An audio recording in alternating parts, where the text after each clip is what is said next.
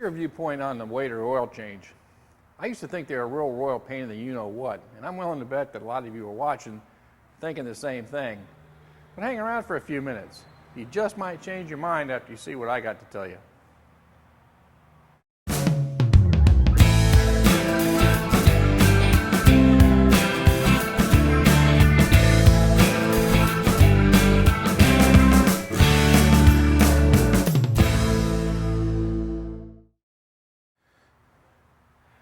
When life at the shop is busy, a waiter oil change can be a nuisance. I mean, you're elbow deep in a job that's paying you some real money.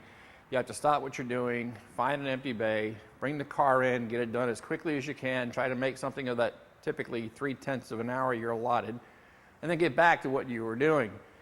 The other side of the coin is when things are slow, you may actually be grappling for that one ticket that comes hanging on the hook, even if it is an oil change.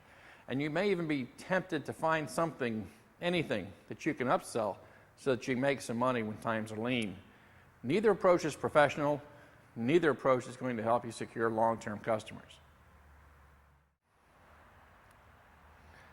As a professional, you owe every customer that comes into your bay the full benefit of your experience and training. After all, their safety is literally in the palms of your hand. Treat every car that comes into your bay as if it belonged to family, whether it's just an oil change, especially if it's just an oil change. And also, as professionals, we know that consumers don't like to spend a lot of money on car maintenance and repair, and most consumers don't have an idea of how that car really works and functions. Whether they admit it or not, they depend on us to let them know when there are items that are safety related that need to be addressed immediately, or whether there are maintenance items that will save them in the long run, but maybe they can be taken care of a little later on down the road.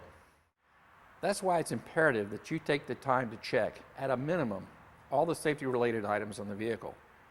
Take the time to shake down the front end, check the steering and suspension components, look at the brakes, inner and outer pads, make sure all the lights work, the wipers work, and of course, before that vehicle leaves your shop, make sure all the tires are set to the correct pressures.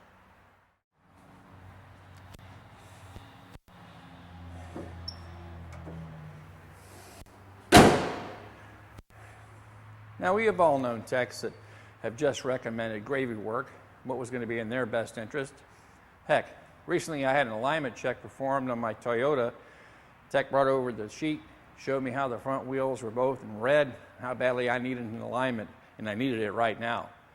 Well, I've been there, done that, took a look at the sheet, and figured out that all this technician had done was turn the wheels to the right so he could make the wheels go red, and his alignment correction would be simply to straighten the wheel and run another printout.